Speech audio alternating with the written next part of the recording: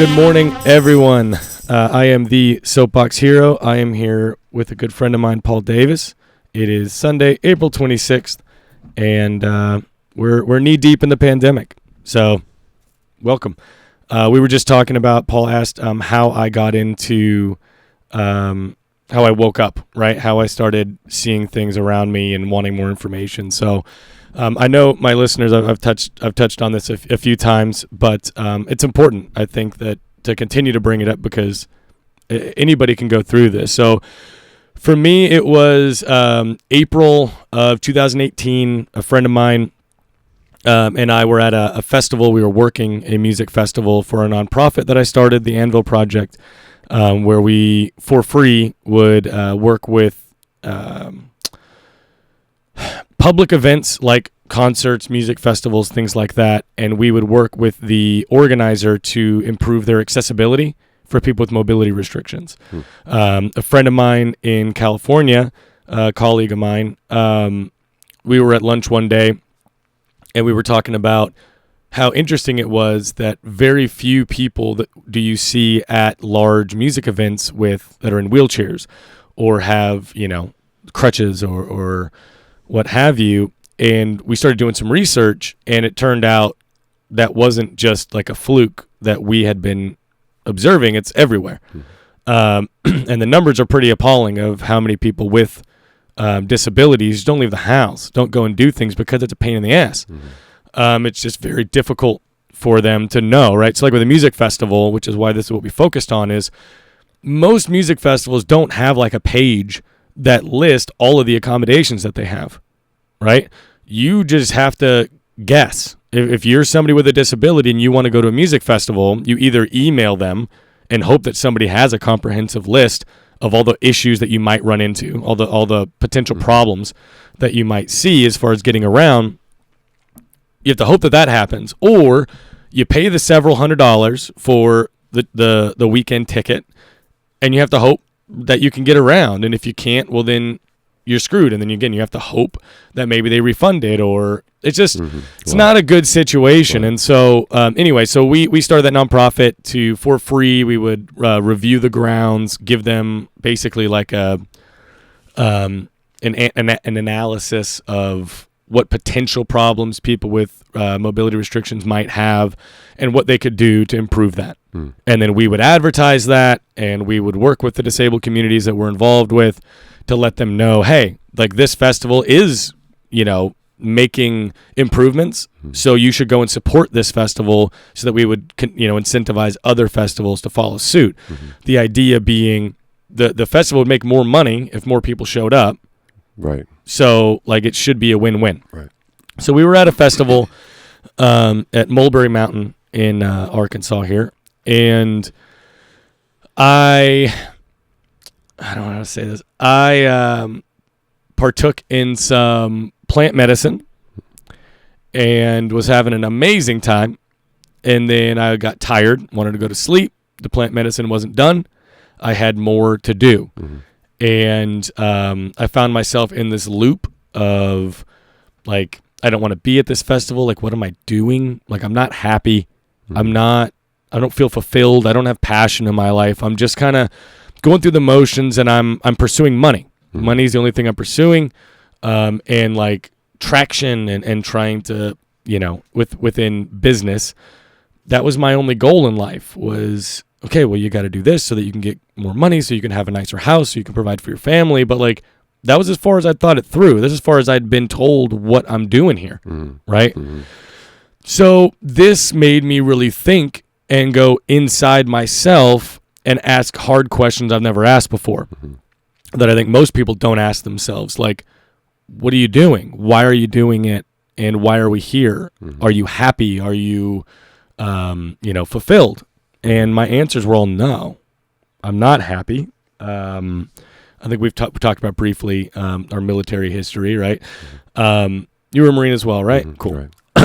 Figured we're both matching today, ironically enough. Let's real original over here.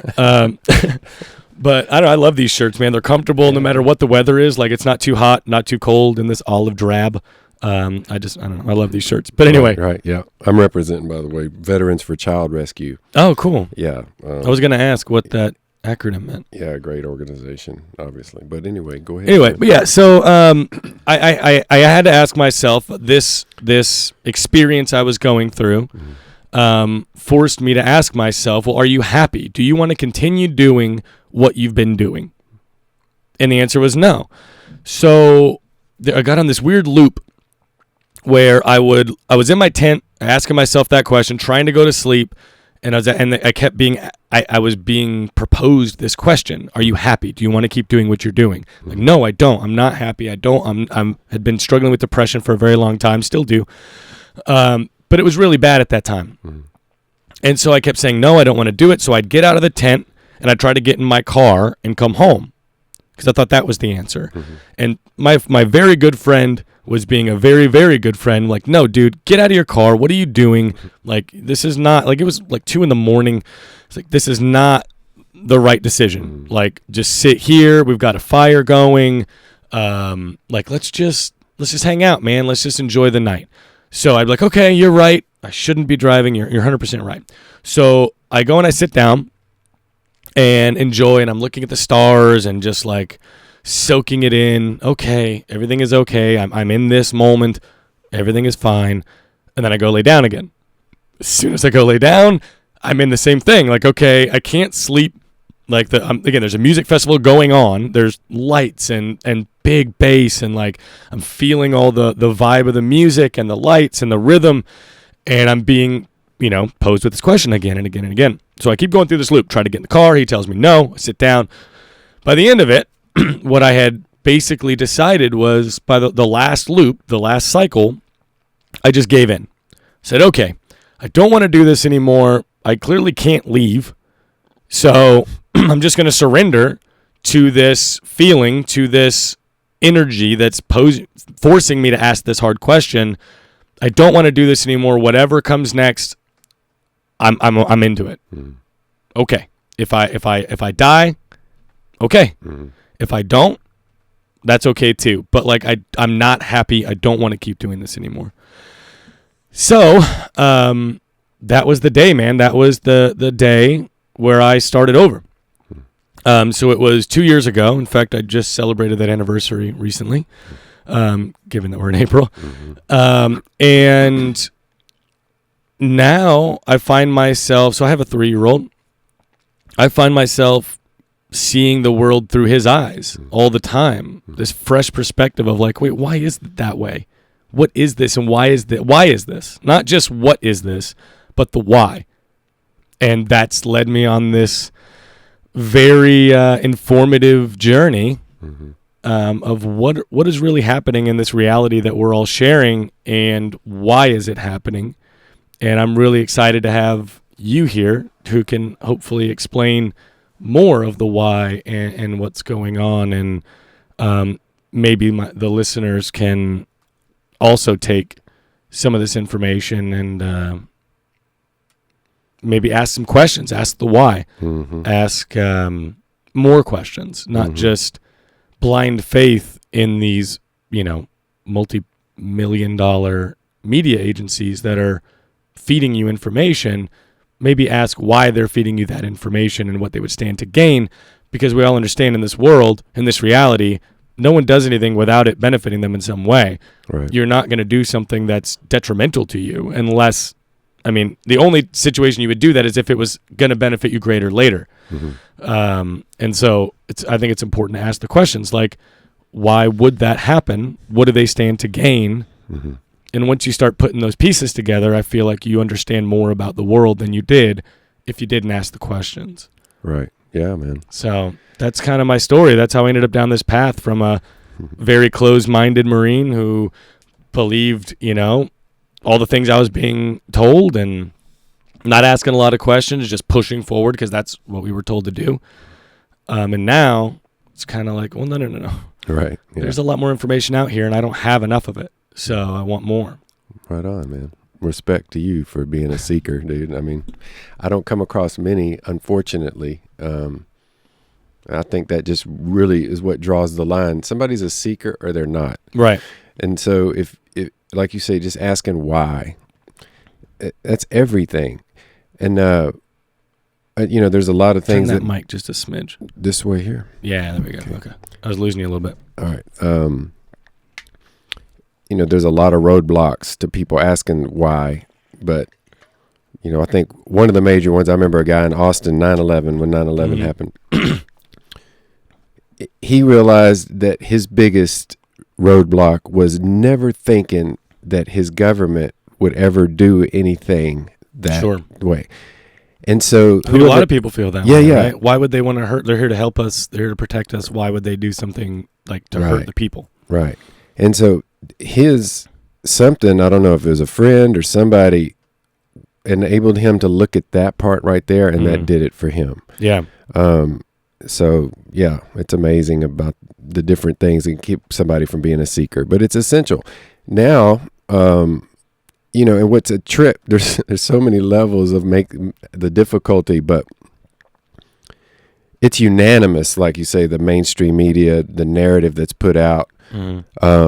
It's a unanimous narrative to where people hear it so much from every angle, and they don't understand, and this would be the big conspiracy for people, that these people are all working on the same team to promote a certain narrative. And you might not ever think that they're on the same team, but that ideology, like for instance, world government, if that subject is approached and looked at, and say, just look at all the different academia or different people from whether it's Kissinger or different walks of life that'll say, Bush Senior, this New World Order where the UN, is running things basically, or definitely has more of a say so in world events than they do now. Right.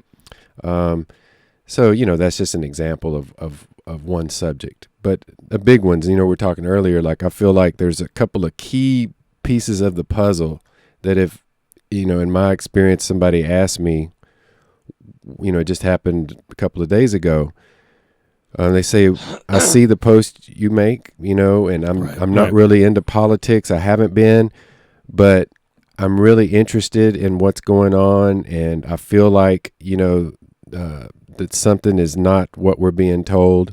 And man, the Bill Gates subject has crossed the line with people that don't like Trump. They're not even the Republicans or whatever, but they're like, there's something here with this Bill Gates thing that they feel is wrong. Right. So that's a big subject, Well, I think with the Bill Gates thing, and I've said this over and over, I mean, when you're a billionaire, I mean, what do you have left to, like, money isn't a thing anymore, right? Like, you're not trying to amass more money. You have all the money. You don't need more money. So what do you need? And we talked about this before the podcast. Well, what do people want inherently? Money, power, and control. Those are the three things that every person desires, and even more so is the power and control. The money thing's new. We invented that, right? We created the money. The power and control, that's just human nature. And so when you're that powerful, I mean, what's left? Control, right? Like you said, it's interesting you say that. Like if we all, I think the tendency, we all, I call with men, we have this caveman inside of us, It's the part that does want to control, the narcissistic part that to a degree, maybe all of us have had worse times, still do maybe. But money, that to say that every person wants power and control, I agree with what you're saying ultimately, because we want to control our circumstances. It's not, and I know. Well, what I mean is nobody wants to not have any control. Right. You don't want to be powerless and have no control. Right. So it's inherent that you want control of your life and power over your surroundings. Right. So the level of power and control is certainly going to be, different for everybody. Right. But nobody wants the absence of either one of those things. So therefore everybody wants those things. Right on. That's what I meant by that. Cool. Yeah. Totally agree.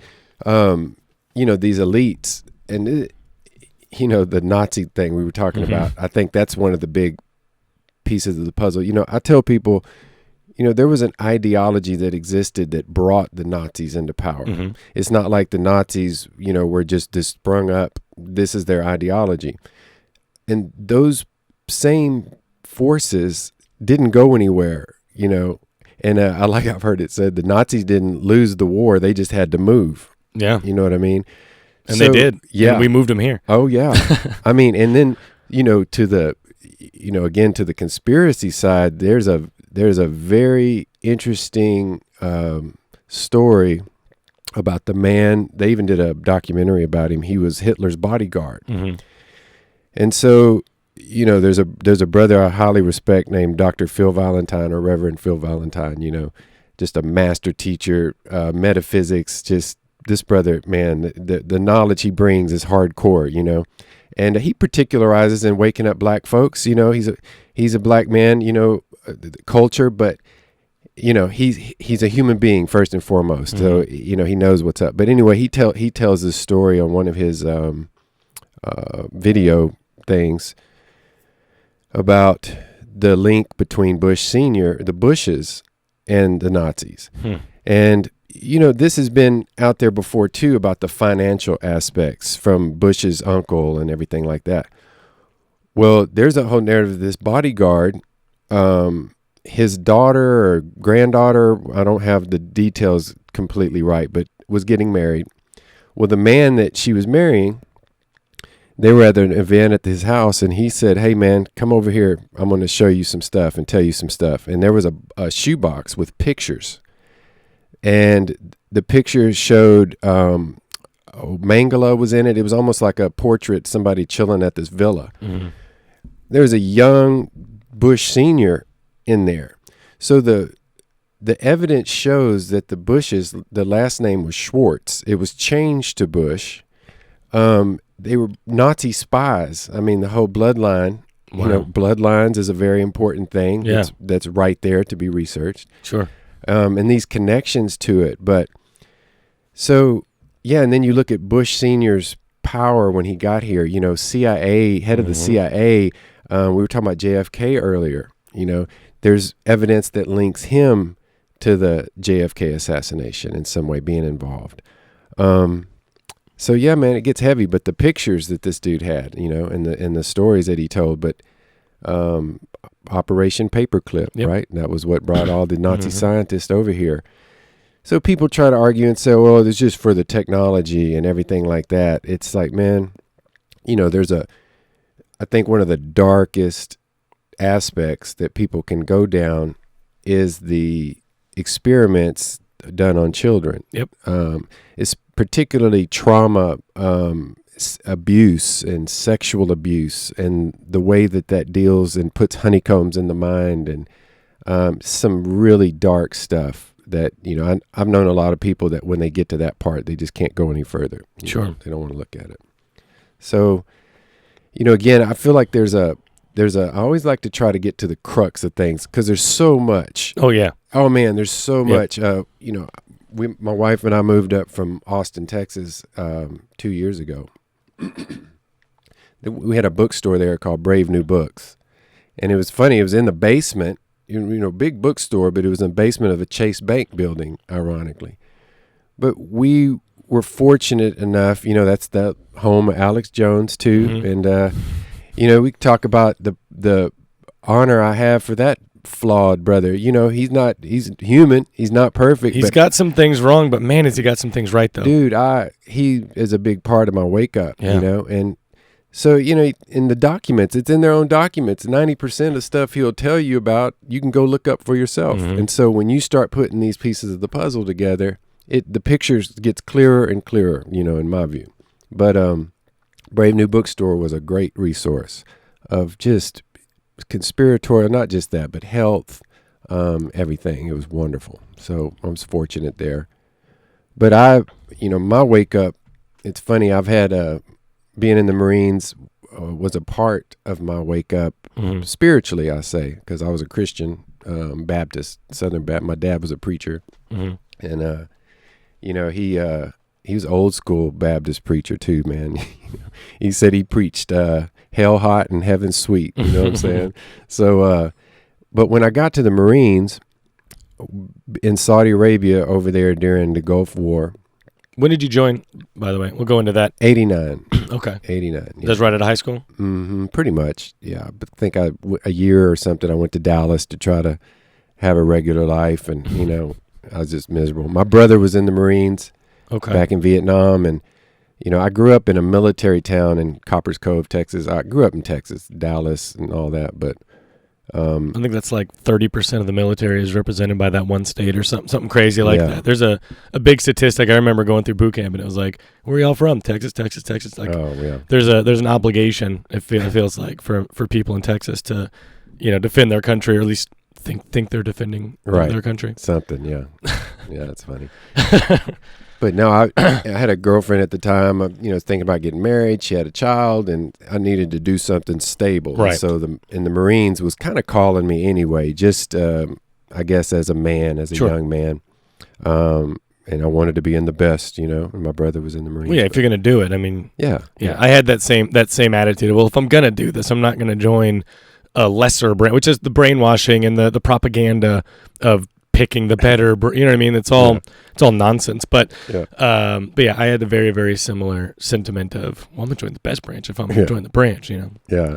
But yeah. It's funny. I've signed up infantry. My dream was to be in the silent drill team. Okay. That was, so my recruiter. Bad boys, man. Yeah. And my recruiter was like, well, you got to be infantry. You know, they're all. So I'm like, cool, let's do it. You know, man, in boot camp, when we got out to the field, I was miserable, bro. Like, I mean, and our drill instructor was laughing. He said, y'all grunts, I hope y'all love this shit, because this is what you're going to be doing all the time. And I remember just thinking like, oh my God, what did I do, man? What did I do?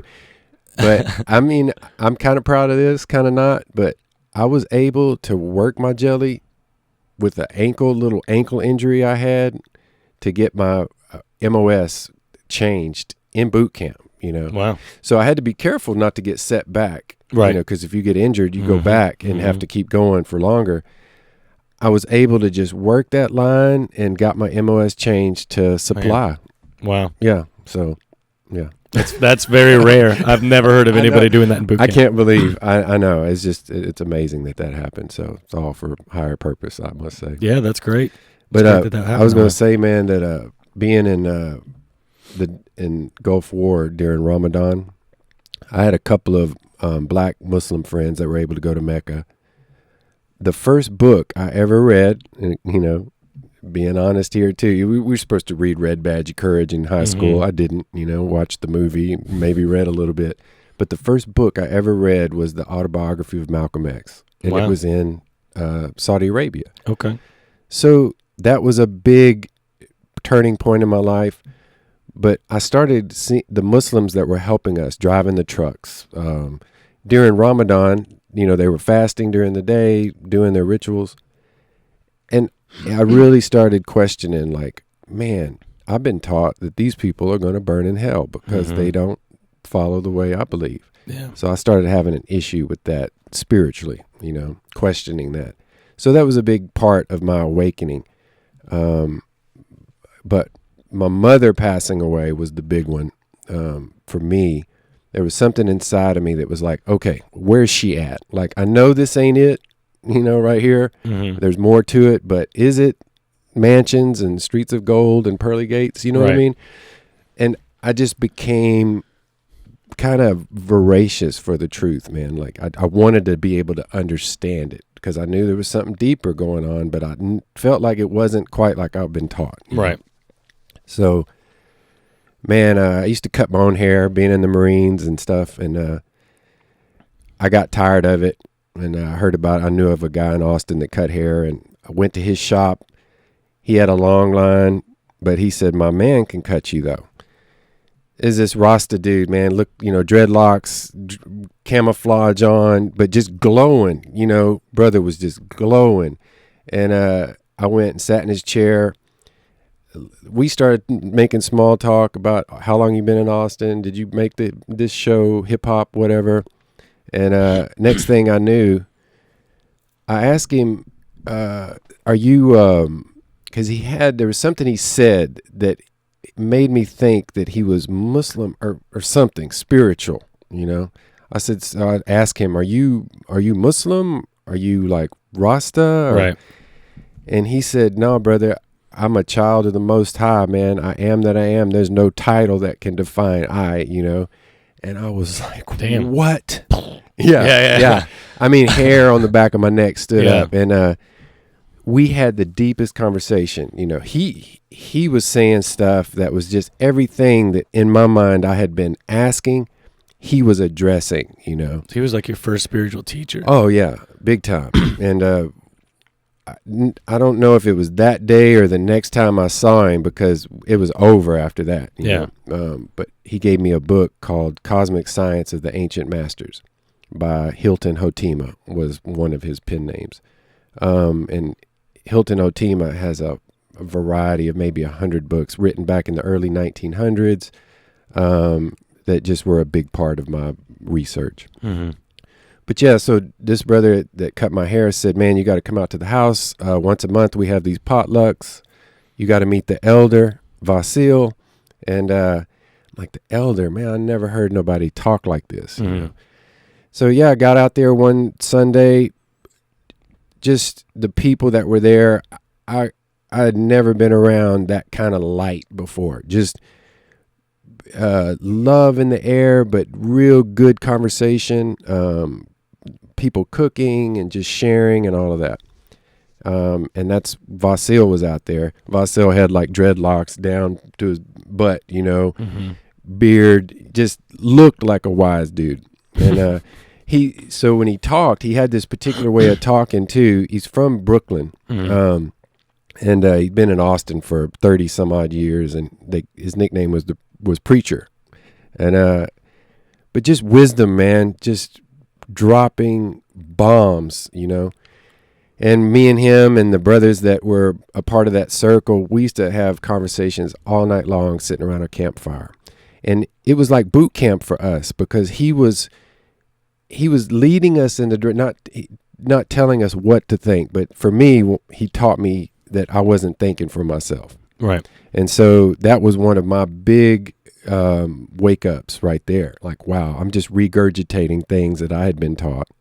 And so, well, aren't we all? Yeah, man. So I just became even more a seeker after that. And, you know, he's been instrumental in just pointing me in the direction of certain knowledge that I didn't even know was there. So yeah, it's just been huge in my life. Yeah, that's incredible. Yeah. That's awesome that you found that so early. I had to wait till I was in my 30s to figure out, you know, what this is. And I mean, I still, not that I've figured out what this is, but I at least am asking questions about what this is. I'd never really questioned it. Right. Just I was take it for face value. Yeah, you speak of, you know, plant medicine being a part of your wake up, or the big catalyst, right? Yeah. Without it, I wouldn't. There's no way I would be seeking to the level that I am, right, had I not had that experience. And I've used plant medicine since then to kind of further probe into myself and my own mind and my own, you know what I mean, like my own experiences that you don't really think about until you really go back in, right? And you say, oh, this was weird, right? Or what about this? So yeah, I very much I think it's a very valuable resource for people, and it's no wonder that the government doesn't want you doing it. Right? They don't want. I mean, you wouldn't want the people that you're controlling to start thinking for themselves and start asking questions. Once they start asking questions, well, then the jig is up. Right. So it's not surprising that they don't want you doing that, but it's very optimistic for me that there's states that are pushing past that. Right. I think it was in Oregon that legalized psilocybin. It's either them or Colorado. I feel like they're always battling for who's more progressive, like who's more, right, you know, whatever. Right. One of them I know that one of them added it to the ballot a few years back. So yeah, I think it was Colorado. I'm not sure either. Yeah, it was one of the two. Yeah. I do my research, obviously. I brought that up because marijuana I never drank, never did anything till I was 26 years old, and smoked marijuana for the first time. And I did it. My coworkers, it's funny, back in the day, I'd sold it, never smoked it. I didn't know what I was doing. I was trying to be hard, play a role and all that. And but the guy that I worked with, he smoked sometimes, not often, but when he would study, he said, he was going to college, and he said sometimes if I have just kind of a mental block in some way, I smoke just a little bit, and I'd never heard of it talked about that way. So that was the night I was like, man, I'm ready. Like, we had like 10 or 12 people there that night that were my friends because they couldn't believe that Paul was smoking for the first time. And all of them did. Right. But it changed my life, man, completely. And it made me rethink everything I'd ever been taught. That was my big catalyst. The things happened in the Marines with the questioning that I talked about. But marijuana was definitely my big catalyst to just look behind what I've been told, Yeah, for me with marijuana. So growing up in Southern California, it's pretty trendy for everyone to just smoke because that's the thing to do, right? So as a young teenager, I started smoking weed, but I wasn't doing it to gain anything. This is where I think it's really important for your intention is so important. I was smoking weed because I was a punk kid, and that's what punk kids did in California when I was growing up, was everybody smoked weed. That's what you do to rebel and like with your friends and whatever. Like the real story, I think one of the first times I smoked weed, well, the first cigarette I ever had, which kind of led me down that path. I was going to say cigarette was your gateway. Yeah, I smoked cigarettes before I smoked weed. I think I was 15 in San Pedro, California. We were drinking Mad Dog 2020 because that's the only thing that the dude at the liquor store would sell us because nobody buys that shit. So he's like, I don't care if you're young, just get it off my shelf, basically was the attitude of this liquor store. We knew the guy. That was the place we went. So we're drinking this god-awful Mad Dog 2020 at 15, and a friend of mine had Lucky Strike Unfiltered. Just, oh my God, awful cigarette. But I was intoxicated, and the cigarette definitely bumps that up a little bit. But that was my gateway, was the cigarette and drinking that awful malt beverage in an alley. And from there, that same group of friends was like, hey, well, we have weed. Do you want to smoke weed? So I started smoking weed, and like it was just kind of like, oh, I feel kind of goofy. Like, let's giggle. Like, the typical stuff. I envy you that you didn't smoke weed until you did it for a reason. You knew that you were going to obtain something or use it as a tool, which is what I use it for now as an adult, now that I know more about it and I know what it can do. I use weed very differently than I did as a child. And Lil Wayne, just weird anecdote here, but one of his lyrics was, I used to smoke to get high, now I smoke to get vibes, or something like that. Like, something like that, where like I used to smoke weed just to smoke weed because I was a teenager and that was the thing to do. But now when I smoke weed, it's truly to gain something, to either level my mood or to focus. Or for me now, the main strain that I smoke is Sour Tangy. It's a sativa, and it makes me clean the house. Right. It makes me very productive. If I'm having a hard time, like especially during this pandemic, it has been so useful for me because it's really easy to just be like, well, I'm not doing anything today. Screw it. Like, what's the point? Like, I can't leave the house. I can't go and really accomplish anything.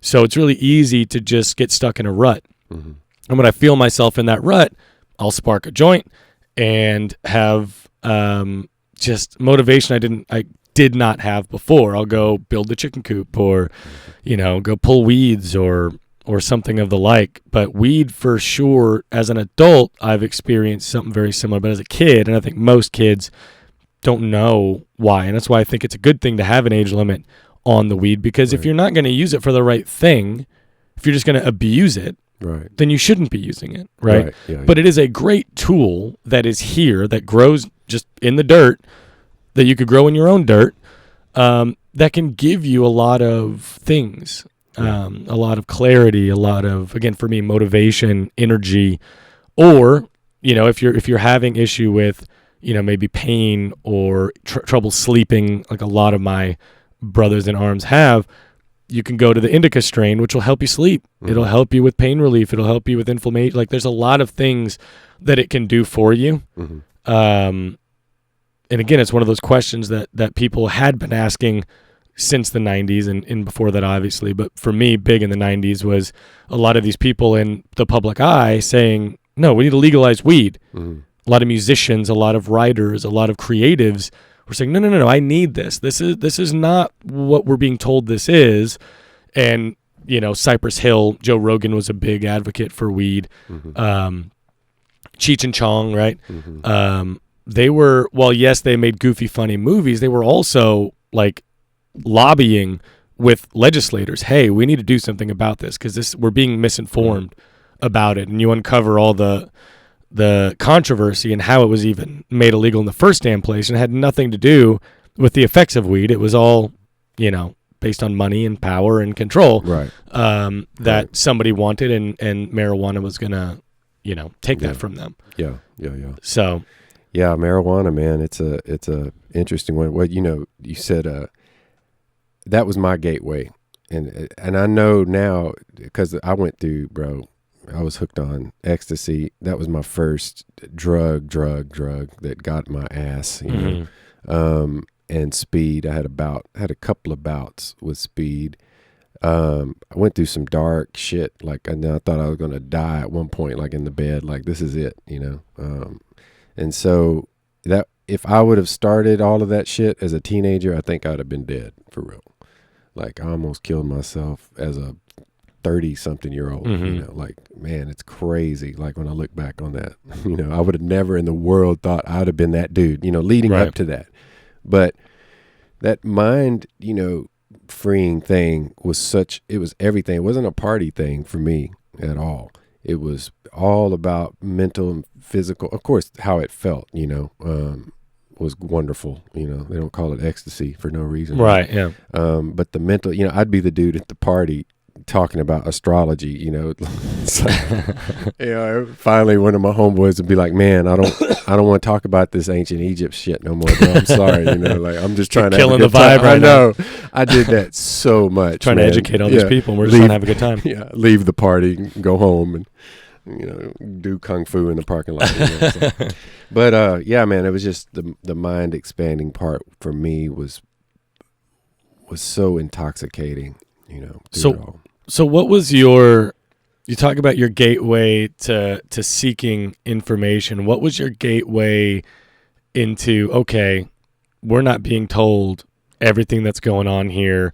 Like, this is like, what was your, maybe not conspiracy, but like, what was your first, thing that you did some research and you're like, oh wait, if this isn't true, then I need to start looking at everything. Right.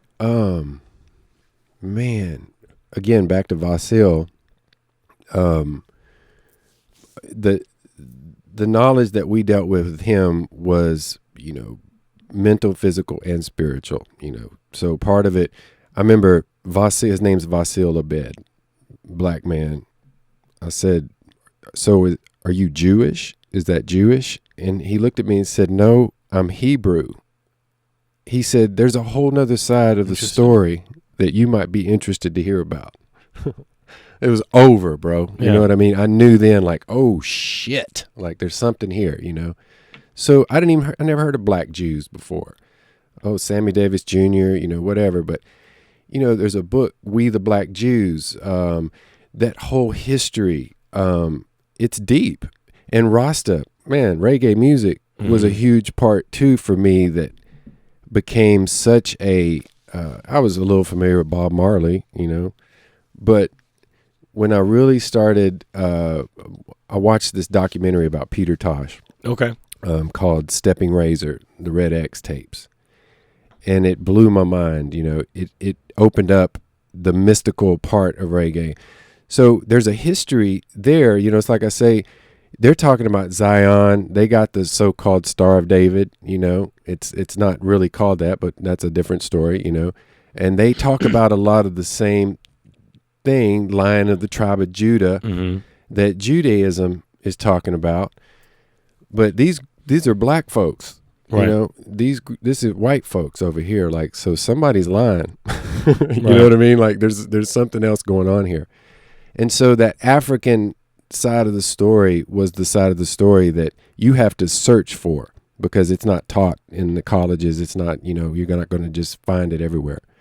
And so that was a deep part of that subject matter that dealt with Judeo-Christianity.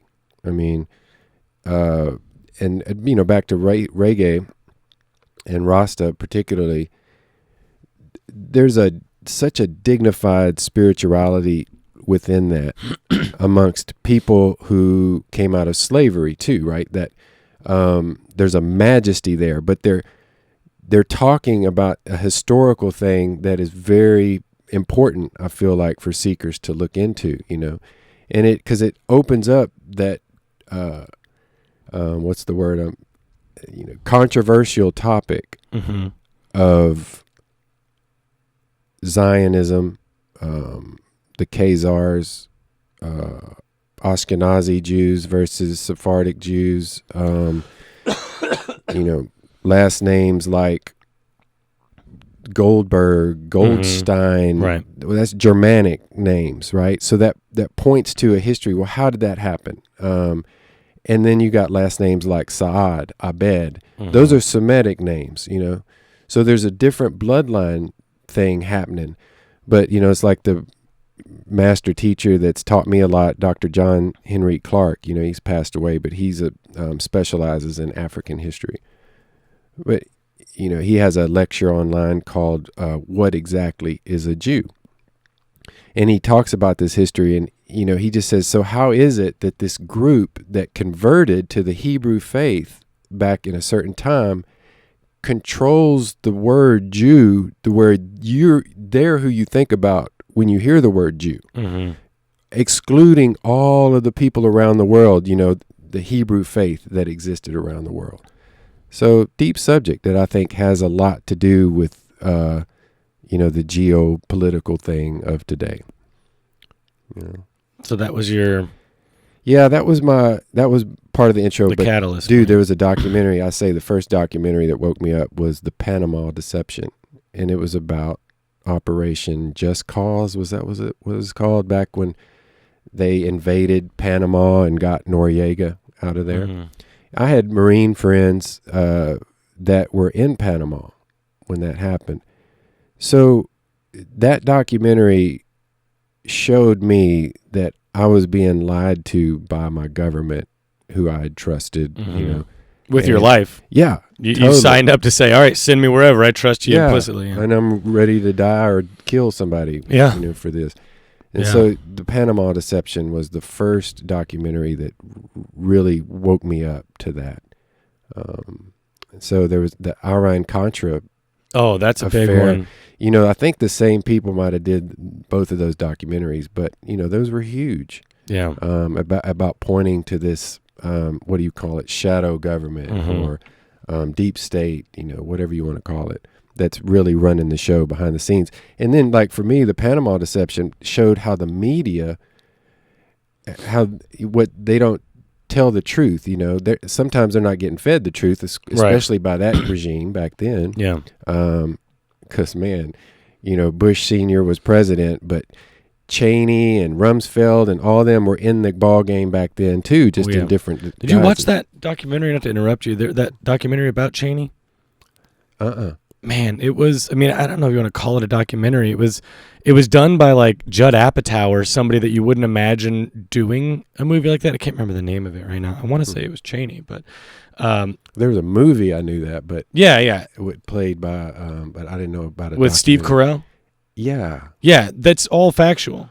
All the stuff they talked about on there is all things that you can verify. I can't remember the name. I think it was Cheney. But basically what they did was they chronicled how he alone changed the foreground of what a president even is and the power of the office. And basically he made that position untouchable by changing legislation and saying that, well, you can't be sued because you're the president. Mm-hmm. Like all these different things that he laid the foreground for presidents to basically do whatever they want and be impunitive. It was incredible. Wow. Yeah. And again, it was all done by people you wouldn't imagine would be in that kind. Like they write comedies. Like Steve Carell is a comedian. Like all he does funny movies. Yeah. But it was important enough for them to get these huge names to bring this thing to light. That was a really, really fascinating movie. Right. Didn't Christian Bale play? I think it was Cheney? Christian Bale, yeah. Yeah, because I remember at the awards And he did a thing- great job. Oh, yeah. Man, he put on a lot of weight. Mm-hmm. And, yeah, he was very believable. He's a great actor. Yeah. Yeah, man, that crew. There's a great documentary you can watch online called The Power of Nightmares. Mm-hmm. I think BBC put it together. But a really well done documentary that shows the education background of that crew, Wolfowitz and Rumsfeld and the Bush Doctrine and what formulated all of that, So I love those that get to the ideology, and who their professors were, and, the people that they admire and all that stuff. And then when you see the policies laid out, it's like, oh, of course. You know what I mean? Like, of course. Yeah, well, when you have all the information, you could put the pieces together, but unfortunately, most people don't either have access to those pieces of the puzzle or don't care enough to go and find those pieces. Yeah. Right? Yeah. You definitely have to seek out the truth. Yeah. They're not going to give it to you. Right. They're not just going to tell you all the things, right? They're not going to come and admit all the stuff that's been going on. Right. You have to take it upon yourself to seek that.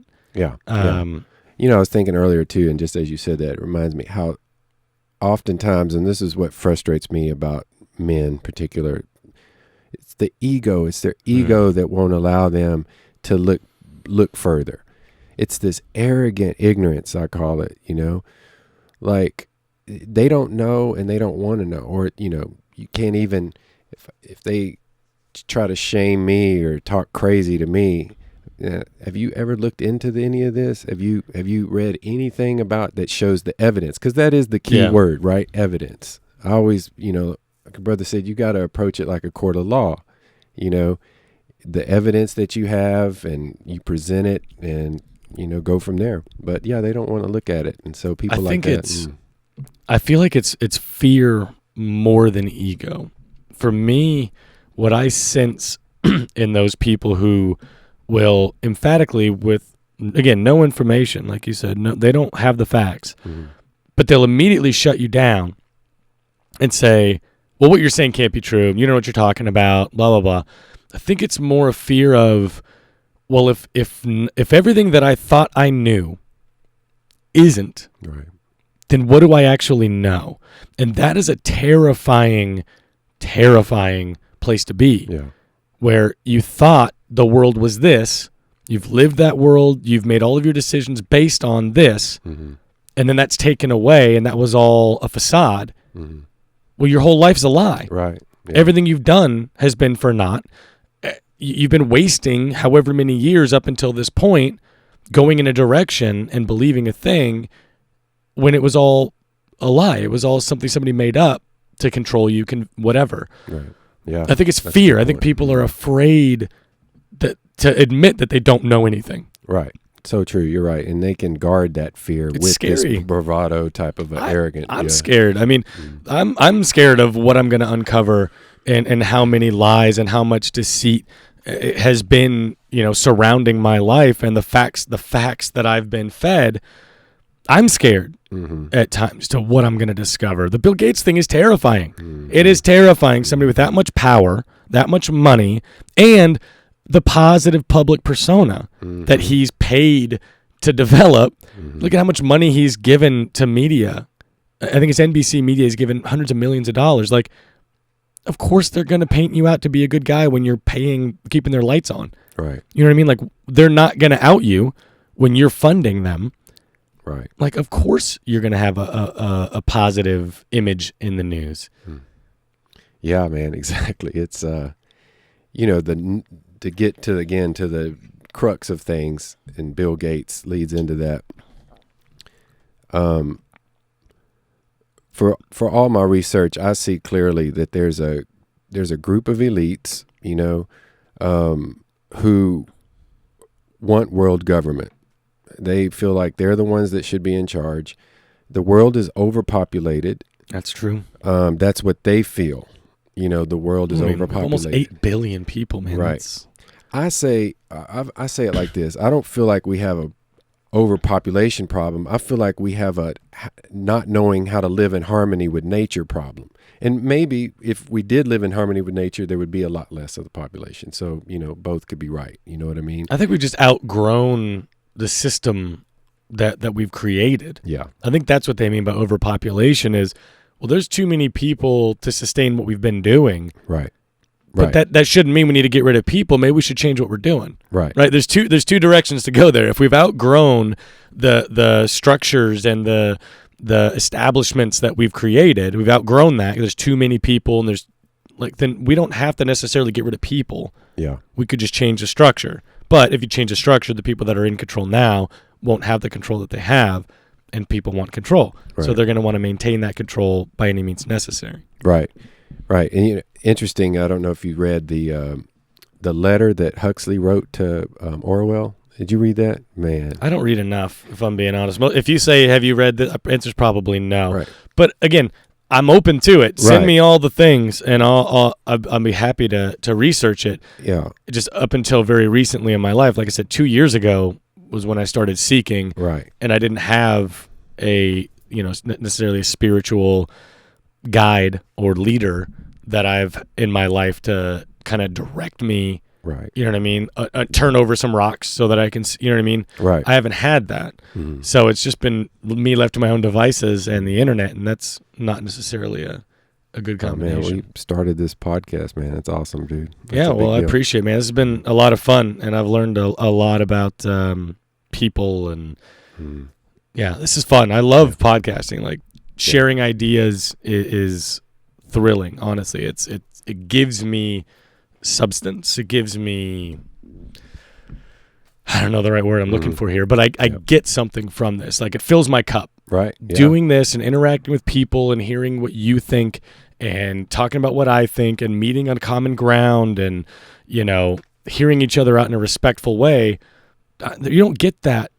I didn't get that very many other places before I started doing this. Facebook is this toxic, just battlefield of ignorant views. Mm-hmm. People are just grasping onto what little they think they know and lambasting anybody who has something contrary to say. Mm-hmm. That's what Facebook is. Mm-hmm. It's so gross. Yeah. And it could be such a beautiful resource. Right. But it's censoring people. The government's sinking their teeth into it and getting, slowly strangling the free speech that this country was built on. And now, well, if it doesn't align with what your government's telling you, sorry, you can't post that. Right. You can't spread information that doesn't align with what we're wanting people to know. Right. Like, yeah. What? The censorship hopefully is waking people up too, because it's dangerous. It's so dangerous. Very dangerous. Very dangerous. We're not that far away from China or communist countries once we start censoring information. Right. And now with this, plandemic, I call it, the vaccine, well, just the mask part, for instance. I was, at the co-op earlier, and you can tell, I walk around without a mask or whatever. Some people are looking at you like, and, I saw a guy posted something the other day. It's like people who don't wear masks should be, basically written up, given tickets for endangering. So that is the way certain people think, not even, no disrespect or judgment on them. It's like, okay. And so there's the touchiness. It's like almost when I don't wear a mask, I'm wearing my ideology on my sleeve. Right. People can see it. There's them with their mask looking at me. And not everybody. You can't go around thinking that everybody's looking at you like you should be arrested. But people are looking. Oh, dude! Right now, people are looking big time. And you hear it voiced a lot. And some people get notes left on their car. But you let this shot thing, and that's the thing with this Bill Gates crap, man. Mandatory vaccine. it really draws the line for things, because, me and Melissa were talking about this last week. Some of the people that, right now, she was catching beef with people because she posted something about, Bill Gates. She doesn't post anything controversial, right. And stayed out of that for a long time. And of course, she's lost friends over me because they know my views about stuff. But she just recently, over this Bill Gates thing, I think was the catalyst to start just putting some things out there. And of course, she gets attacked in some ways by people. But those people, a lot of those people will be the same ones that if it comes to that day where the authorities are like, give us the names of your people that that are against vaccines, they'll turn your ass in a heartbeat. Yeah, it'd be the same people that would be ratting out the Jews that were hiding in the floorboards. Yeah. I mean, obviously that's a big stretch, but it's really not. It's not at all. Because, and then it's a terrifying time when your own community members are going to turn you in because you're not abiding by the government's, demands of what you should do. Yeah. What's funny, the most ironic thing about the masks is it wasn't like 5 weeks ago that people were looking at you crazy for wearing a mask because you were creating hysteria and you were, giving into the panic, and you shouldn't be wearing a mask. That's for doctors, and it doesn't even help you. It's not even positive to wear. Like, the amount of flip-flopping that has happened during this pandemic is appalling. Yeah. It's ridiculous. Like, the World Health Organization at one point in time was informing the entire world, you can't even transmit it people to people. You can't even get it, right? And then they're the whole thing with Trump, well, I'm going to shut down China. And then Pelosi's like, let's throw a party in Chinatown because he's an idiot. What does he know? And now, right. Well, I was just trying to keep people from, no, you're playing the politic game because that's more important to you than the welfare of people. You know what I mean? But nobody knows what's going on. That's the scariest thing is nobody knows. Everyone's trying to do the best that they can, at least on the surface. That's what it appears is going on. That's what it feels like is going on. Yeah. Is everyone's scared? Again, it's all about fear. I think for me, that's the repeating trend here is fear. Everyone is acting and reacting based on fear, not information. Right. We're afraid of what will happen if, so we'll do this. Not. Okay, we're not seeking information necessarily at the level that we should be. Instead, we're just reacting. And somebody said this. Okay, well, I got to buy, I got to buy a mask now, right? Or I got to buy gloves or whatever. And the scariest thing is we don't know this. I mean, I'm not saying. I want to make sure that we're clear up a few things because, the virus is a real thing, right? Right, people are sick, right. This thing is very contagious, right. But where it came from, we don't know. The inner workings of it, we still don't know very much about. We don't know how long it lasts to it, the way that we understand the flu or influenza or some of these other viruses that have been around for a long time. This is very new. And so there's a lot of unanswered questions. There's a lot that we don't know about this thing, and that's, I think, the biggest issue is people are afraid of what they don't know. Right.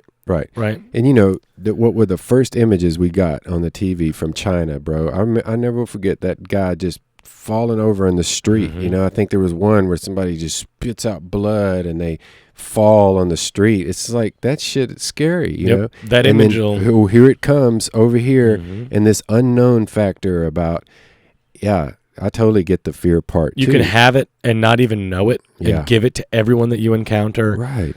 That's terrifying. That is a terrifying thing. So I think it's just for people to be scared. Right. But don't act in your fear is, I think, for me, my message is don't take that fear and let that be the only thing that you're using to make your decisions. Right. Right? There's a lot of information, and that's another scary thing. Right? There's misinformation, there's bad information, and then there's people just being scared saying, well, that's not what these people said, so no, I'm not even going to listen. Well, they don't know either. Just because they're not telling you they don't know, but they don't know. They're still learning. We're all figuring this thing out. So to take what these people who have admitted that they don't know exactly what's going on, to take what they're saying as the only thing that it could possibly be, I think that's foolish. Because they've already said on multiple accounts, well, we don't know. The World Health Organization, we're not sure what's going on, and I don't know how much you can even trust them. There's been a lot of controversy with them, and I haven't gone down that rabbit hole deep enough.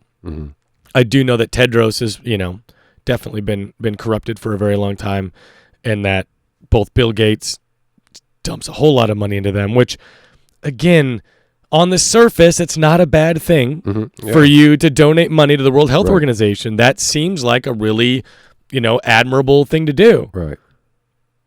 But then you start digging. Right. And it's like, well, it has the potential to benefit him in ways that aren't necessarily on the surface. Right. Right. And that's where I'm like, okay, just got to keep that little 10%. For me, it's a healthy, that number goes up all the time. I was talking to somebody. When I first met them, I was like, I have a healthy 5 to 10% of skepticism in every single thing that I encounter. Like, yes, I believe that could be, right. But let me do a little bit of research and think about how could this be bad, or how could this benefit somebody and it not necessarily be public information, right? But then I was talking to that same person a few weeks ago. I was like, yeah, I got a 10 to 20% skepticism, and they're like, we were talking a couple of months ago, and that was only 5 to 10, and I'm like, well, yeah, maybe that's maybe that's accurate. Maybe I'm becoming more skeptic, but that's good, I think. You should be asking questions. You should not just take it on face value what the government or what these giant organizations that you don't know where their money's coming from. You don't know the people that are running it. You shouldn't just trust everything that somebody says, right? That used to be a thing. Don't trust everything you read on the internet. Don't trust everything you read in the papers. That used to be a sentiment that was pushed and was, echoed throughout the world, and now it's not. I don't hear that enough. I don't hear, well, don't trust everything you hear. I don't hear that anymore. I hear, well, don't trust the small media, only trust the big. Right. Yeah. What? It's true, man. It's true. It's funny, during the more of something that's fearful in the population. Unfortunately, it seems that the majority of the population are like sheep. Oh, absolutely. To some degree. And so the fear. And people hate that word, right? People are triggered. Oh, people aren't sheep. But think about what a sheep is, though. I mean, they're not free thinkers, right? Sheep aren't investigating oh, well, what was that noise over there? No, you hear a noise, the whole flock comes together because they're afraid of what it is, so you come together too. Right. Safety in numbers, and just go with the flow, and hopefully you won't be the one that gets eaten. Right. And that's the mindset of a sheep. Yeah. And they look to the sheep herder for the direction. And the sheep herder here is the media, or, it could be the government, whatever. And earlier, like we were saying, man, there's such a consensus in the media that it's wicked, man. I mean, and the narrative and how they can control the narrative so well. And then, so speaking of WHO and UN and IMF and World Bank, and I mean, these are institutions that are set up to help. What's wrong with you? Right. The World Health Organization, the International Monetary, this is all good stuff to help to better humanity, right? So, there's a big obstacle for some people maybe no, it's exactly the opposite, is what we're arguing, or what we feel like, the evidence would show. I say we, it's like my side over here, Right, the royal we. Yeah.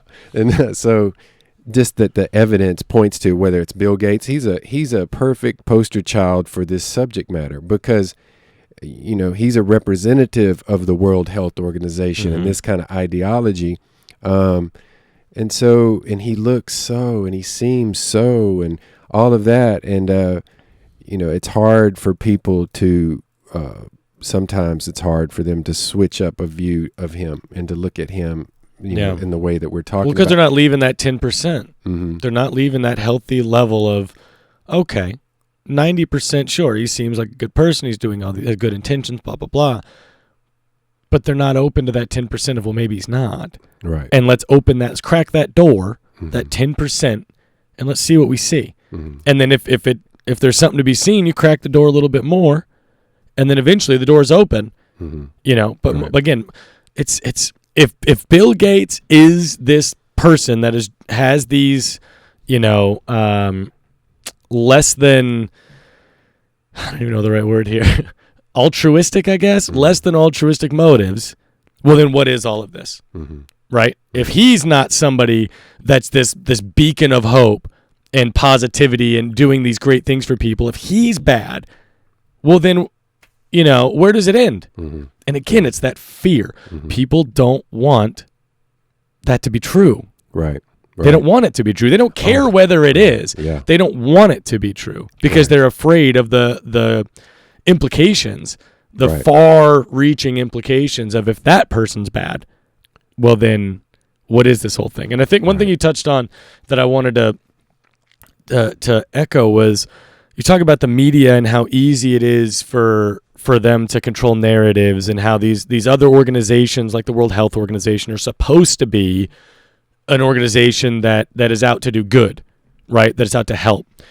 And I want to make a point that I don't think that these organizations or even the media as a whole are completely and totally bad. Right. And all of the people that are operating in it are all bad. What I think it's turned into is the organization itself, or the people controlling the organization at the top, have been corrupted and have gone different directions and allowed certain bad things to happen. But the people that are actually like the backs of which all of these things are happening off of, they're trying to do as much good as they can within an organization that has been corrupted. Right. So you look at the media, these journalists, most of these people that get into these fields are not in it to deceive the public. Right. Most of these journalists have great intentions and they want to do the investigating and they want to bring the truth to light. And so they try to do as much good as they can within an organization that doesn't want them to uncover all the things. Right. So they'll throw you a bone here and there, like Epstein, right? Mm-hmm. He's a great example.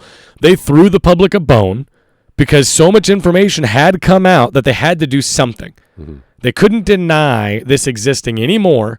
So they said, okay, we'll give you a patsy. We'll give you this, this guy who we'd given all this control and power to, but it was really on the surface, the power and control, because he was being controlled, right? Like they gave you this crumb so that you don't have to see the whole loaf of bread over here. Right. And then they take the crumb away. Right. Yeah. Right? Yeah. And they do that so that just to shut you up, to give you just enough nourishment, enough truth of, hey, okay, we're not crazy. Mm-hmm. There is stuff going on. Okay, like people aren't making everything up, but then boom, he's dead, allegedly, killed himself twice somehow. And then his body disappears. There's no follow up.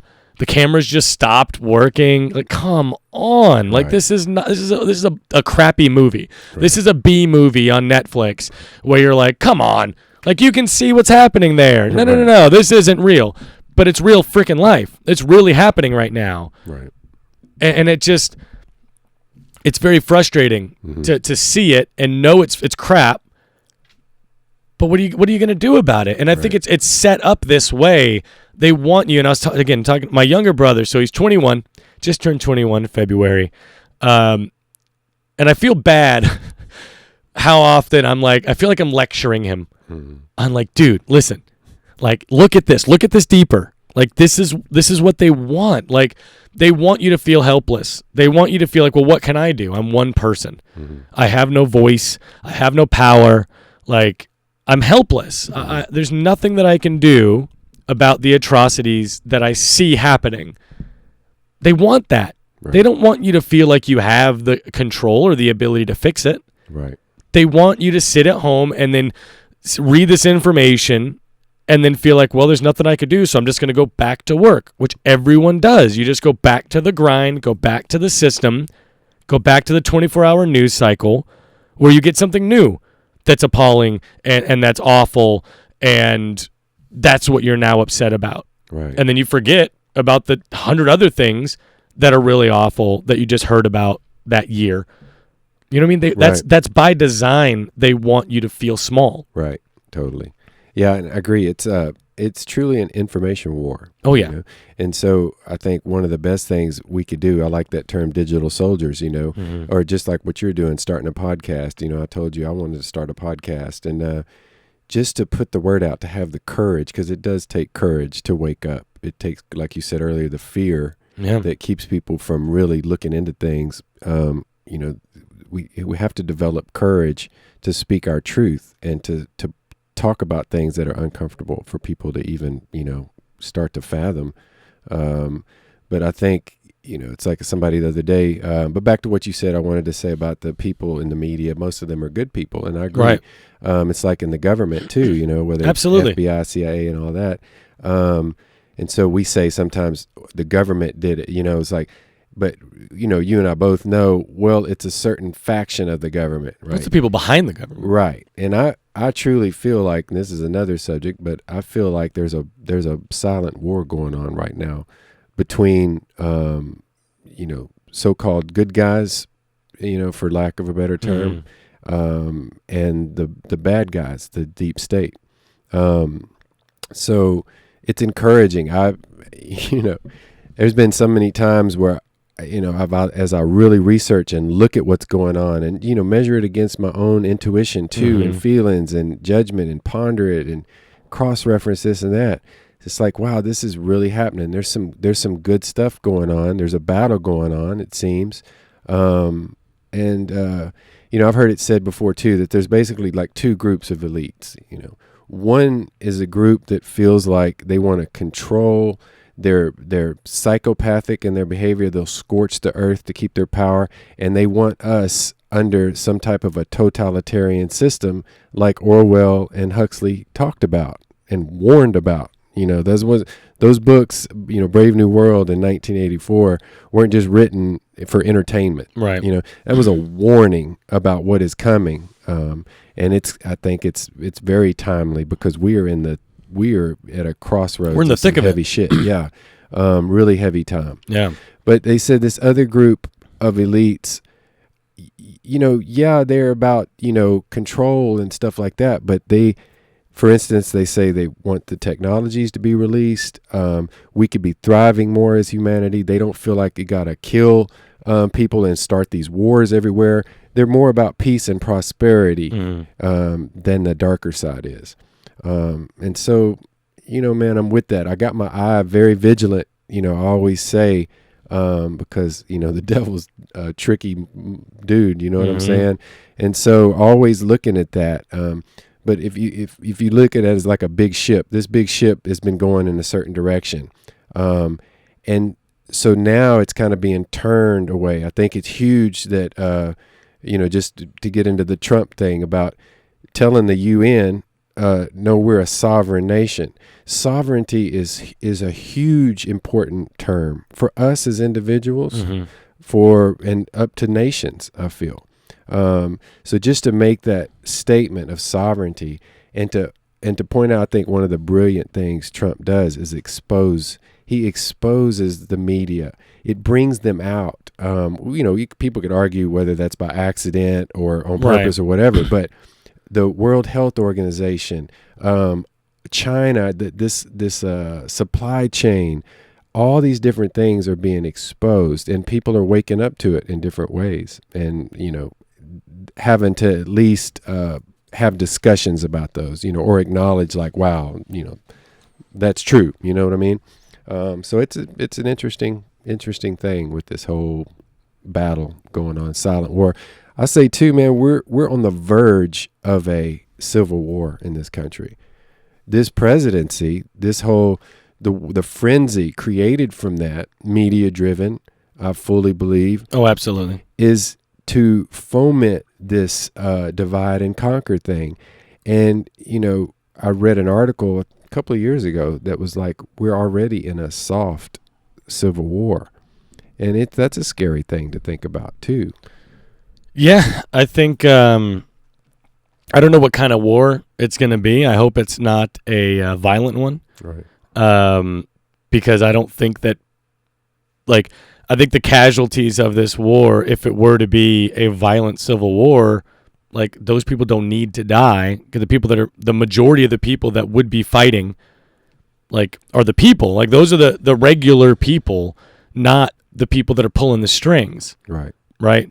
I think the best way for this civil war to actually, materialize would be, because here's the thing.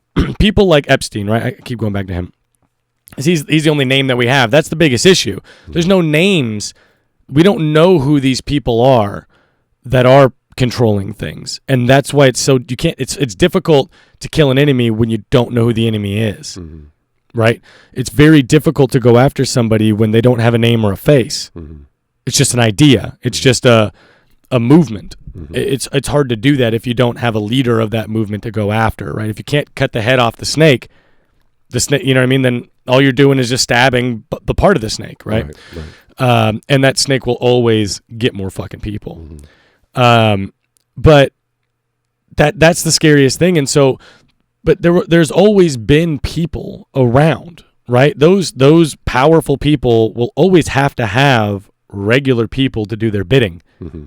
right? Because there has to be a face out there somewhere. Mm-hmm. Somebody has to be out there pushing the media or controlling these different things. Somebody has to have a face, right? And so those regular people that know who these people are that are actually pulling the strings, those are going to be the people that we have to, I don't want to say re-corrupt or uncorrupt, but we need to turn them and convince them mm-hmm. that there's a better way, mm-hmm. and that they need to just, rip mm-hmm. the Band-Aid off and expose what's going on. Right. And I don't know how to do that. I don't think I'm the guy to do that mm-hmm. by any means. But I think if we really hope to turn the ship, you've got to get all these other hands off the wheel. Mm-hmm. Mm-hmm. And these are very strong hands with a lot of power. Mm-hmm. And the only way to do that is with mass numbers. Yeah. I think that the JFK was kind of like a shot across the bow. Look, you try to bring somebody in here that's going to change this stuff, mm-hmm. we're going to kill him in the street. Mm-hmm. Yeah. And they did. Yeah. Right? I mean, he listening to his speeches, granted, I mean, again, he wasn't like the Messiah or some saint, right? I mean, he was a moonshiner, right? Mm-hmm. Their whole family, they ran moonshine and they were involved with the mob. Mm-hmm. That's how he got where he was. Mm-hmm. But when he got in there, I mean, his speech is about getting rid of secret organizations. Yeah, dude. Holy crap, man. Goosebumps every time I listen to it. Yeah, that's the heavy one. Every time mm-hmm. I listen to that speech, and I listen to it probably more than I should. Mm-hmm. But it's beautiful. Yeah. And he had so many good things that he was trying to do. Again, somebody who wasn't perfect, but was trying to do what good they could in a bad system. Right? And they shot him in the street. Yeah. And that's going to happen. That's going to happen again. Martin Luther King, Malcolm, all of these leaders that were trying to bump up against this status quo and this establishment, they were all killed. Mm-hmm. Yeah. And there's going to be more killed. This is not going to be a war where no one dies. Yeah. Right? There are going to be casualties of this war. But that's necessary, mm-hmm. I think. Yeah. I think it is necessary to die for something.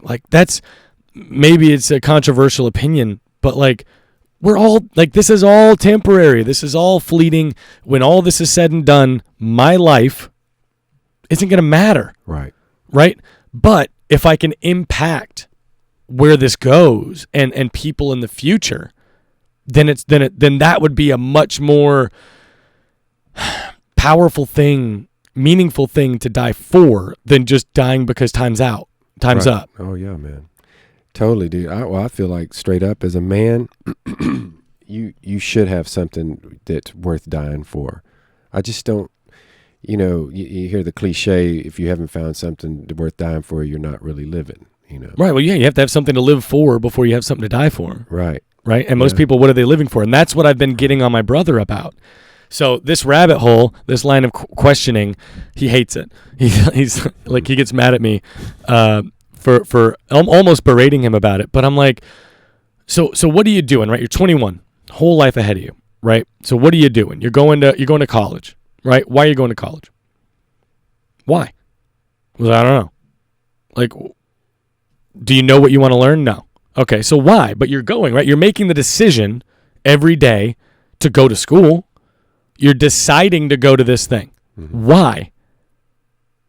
Right? And so we finally deduce that down to, well, I think it's going to give me a leg up or an advantage in some way, whether it's, financially or with a career or whatever, but I think it's going to be beneficial, right? Mm-hmm. Okay. So beneficial how? Mm-hmm. How is it going to give you a leg up? A leg up on what?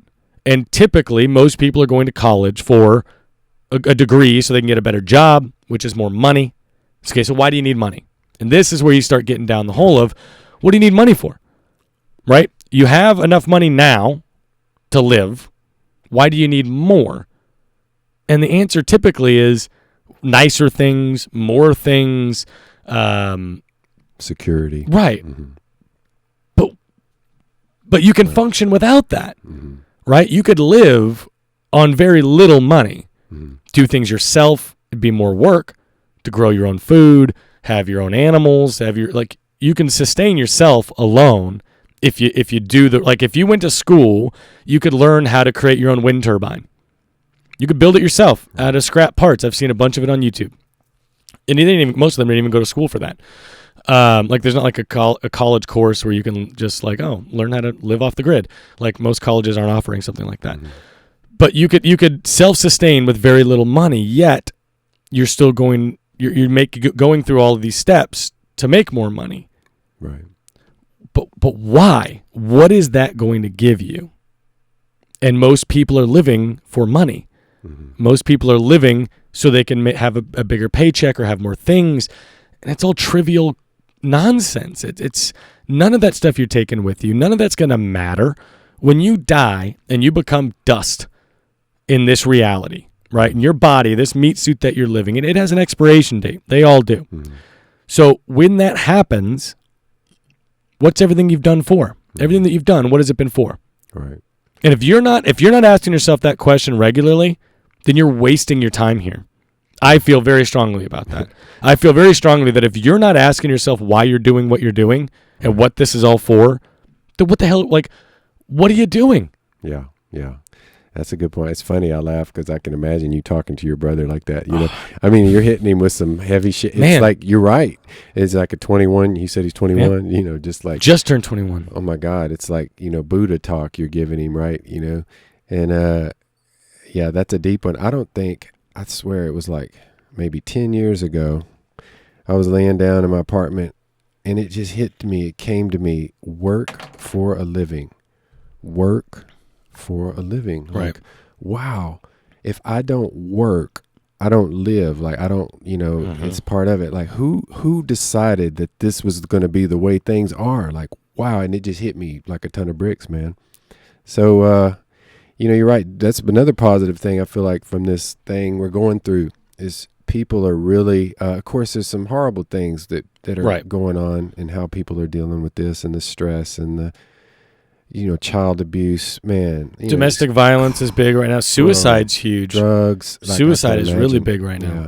It's really sad, And then on the other side, that people are reevaluating their lives, are reevaluating everything. Their priorities. Mm-hmm. Mm-hmm. Yeah, there's a lot of people starting little gardens so they can be self-sufficient, so they don't have to rely on these processes that have been around, on the grocery store, on these, these logistical trains. And mm-hmm. Man, the Hopi Indian prophecies call this time that we're in now the time of the purifier.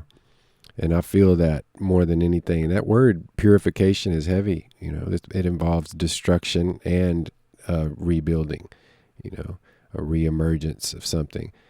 I like the term the Great Awakening. I feel that too is going on, a quickening But it's definitely a very heavy time cosmically, what we're going through physically.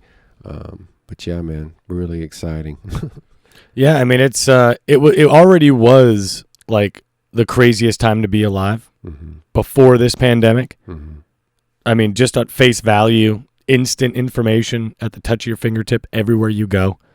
I mean, never have we lived in a time like that. Right. Where, and the other, I don't know, thing I lecture my poor brother on is like there's infinite opportunity in this reality. There's literally nothing you can't achieve. If you put your mind to it and you dedicate yourself to a goal, you can do that. If you spend your next 40 years of your life trying to master whatever it is, you can, if you decide that's important to you. Like another friend of mine who was in the Marine Corps with me, he's now a Army officer. He's a trauma nurse, I think, in the Army. And I used to tell him all the time, like, you don't have to keep doing that, right? Like, he's such an important person in my life. He's got this great energy, this great kindness, this aura about him that just oozes like just kindness and positivity. He's just such a freaking nice dude.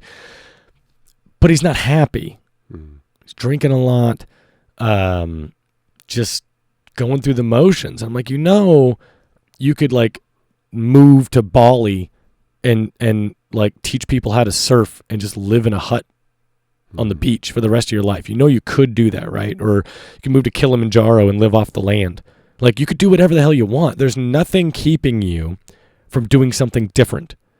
And that's something that I think can echo to anybody that listens to this is there's, no matter how old you are, no matter what stage you are in your life, no matter what you've accomplished or not accomplished, there's nothing stopping you from doing something different.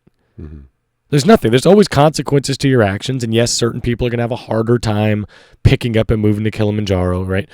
I'm not saying it's going to be easy. I'm just saying it's possible. Right. If you decide to do it, you can. Right. And yet we have so many, like, depression's higher than ever. We have more people on antidepressants and mood stabilizers before this pandemic than ever had been before. I mean, alarming numbers. More than half the population of this country we're struggling with depression or some sort of mood disorder. Right. And it's not surprising why. You're working in an office environment where you're not really gaining anything. You're making the rich richer. You're helping this corporation obtain more wealth and power so that you can buy a nice car.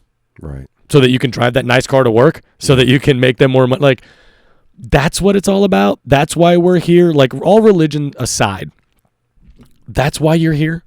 Right. To do that. Like, all, like, the plants, like, take in the sun and convert it into oxygen and water and all the photosynthesis and all of these different processes that have to happen, and the wind and all of these things, also that you can go and work for Walmart. Right. That's why all this is happening. Yeah. That's the purpose. That's the point of this reality that you're in for you personally, whatever your life is. Not to shit on Walmart, but they're huge here, and that's just who I think it's trivial. I think it's silly to dedicate your life to working for any corporation, but that's what this is for. Yeah, and there's no way. Yeah, man. That just seems so silly. Well, it's a trip how much the public education system has been a part of that. It's like my man said years ago. He said, they're government school, public government schools, and it teaches us to be consumers. That's the goal, and so that's pretty heavy to consider, right? Definitely not critical thinking, outside the box stuff that you were talking about. Right. But again, I think you feel that there is a change. There is something. Well, you can feel the energy changing now. It's just like there's something bubbling up that, we're reaching a tipping point in some kind of way. And I think it might get uglier before it gets better. But at least there is this catalyst more now. I think the energy is changing. I don't know that the motivation is there for most people. I think systematically we've been uneducated right? They've defunded the education budget of this country for, every year, right? Every new president's like, let's take some more money from there. We don't need like woodworking. We don't need these vocational things. We don't need home ec. We don't need you to learn how to sew your own clothes. You can just buy new clothes. Just buy new ones. You don't need to learn how to do things yourself. Learn how to, learn the bare minimum of information so that you can go get a job, or you can go to college so that you can get a better job. Right. But no, they're not teaching you how to do your own taxes. They're not teaching you how to grow a garden, or how to, they're not teaching you how to do things for yourself. They're just teaching you how to assimilate into the system that already exists, right? They don't want you to be a free thinker. They want you to be a part of the team, Team USA. We're all working to the same goal. Problem is, it's not our goals. It's somebody else's goal. Right. And we don't really have a say in it. Right. Right? We're not setting people up to be successful in their own way. The system is being, the current system that's in place now is setting you up to be successful in their system. Right. Not for your own. Yeah. Totally. And that's a problem. Yeah, man. I was thinking about how my political journey, I guess you would say, never into politics until Ron Paul ran for president in 2008. It's funny. Ron Paul's, for a lot of people, is kind of their like, all right, well, if he's, that's the closest thing we have. So let's fight for it. Yeah. Well, Alex Jones, we mentioned him earlier. Yeah. And, man, I remember being in Austin, and again, I'd met the elder Vasil already, and he had some stuff on videotapes. He had, quite a few things on videotapes back in the videotape days. Right. But public access television there in Austin, turn it on sometimes, and there was Alex Jones, and listening to him, and he was a huge part of my wake up. I can proudly say, and I say it to you earlier and say it to anybody, he's flawed as a man. I don't agree with him about everything. Right. There's been some times where I'm just like, oh, Alex, man. But I love him. I truly do. And I honor him for his courage, for his dedication. Him and David Icke, or David Icke, however you want to pronounce it, are two of the biggies for me. But so anyway, researching, hearing that, watching the documentaries on my own, coming across what I was coming across. Bro, speaking of the Marines, in boot camp, we sang praises to two people, Chesty Puller and General Smedley Butler. Mm-hmm. So I get out and I find out about General Smedley Butler and his little book he wrote called War is a Racket. And after 30 years of being a muscle man for the Marine Corps and all the campaigns, and he was the Marine, the fighting Quaker. Just two-time Congressional Medal of Honor winner. Woke up to the fact that big business and Wall Street controlled all the wars that were going on. So you can imagine for me, like, this is the man that I worship basically in boot camp. And we were all brainwashed to idolize this man. Yeah. And so then, even History Channel did a documentary, The Plot to Seize the White House, about the bankers approached him what was it? It was to try to console the veterans that coming back from the war about their money, and they wanted him on their team. Well, he stayed in long enough to find out who the conspirators were, goes before Congress and the Senate to expose it all, and of course nothing happens, right? Because they were all in on it too. Yeah, man. And it's even been pointed out that there's degrees of conspiracy to that too. Like, why the bankers did that? It was to cause something over here to get really what they wanted over here, right? And again, we've said this before. They're not dumb. They are not dumb people. Man. They are very, very crafty and intelligent people. Yeah, criminally intelligent and predatory. But yeah, that was a big part of my wake up. And so, Ron Paul, 2008, and for him, he was talking about some of the things that I was concerned about big time. That was my introduction to understanding the concept of liberty. And, this ideology, and there's kind of, it's like I hate to divide it into just two things. There's always degrees in between, right? But if you want to say it's individualism or collectivism, or socialism or nationalism, or however you want to word the two opposite sides of a coin, that is a lot of what the battle is about ideologically, right? You have a lot of people who believe in socialism, and that in their heart they want the world to be a better place, right? And so I understand that, I get that. And then on another hand, you got people that are about sovereignty, that want to make the world a better place in a different way. So what's important to me is, how can we have those conversations with people that consider themselves socialist? Right. And then me, I don't like titles too much, but man, when I discovered what anarchy truly meant, I've been taught, you hear anarchy is mayhem, mm-hmm. and all of that, and lawlessness. It was through a young Marine Corps veteran who was a Purple Heart recipient too, that I learned about anarchism.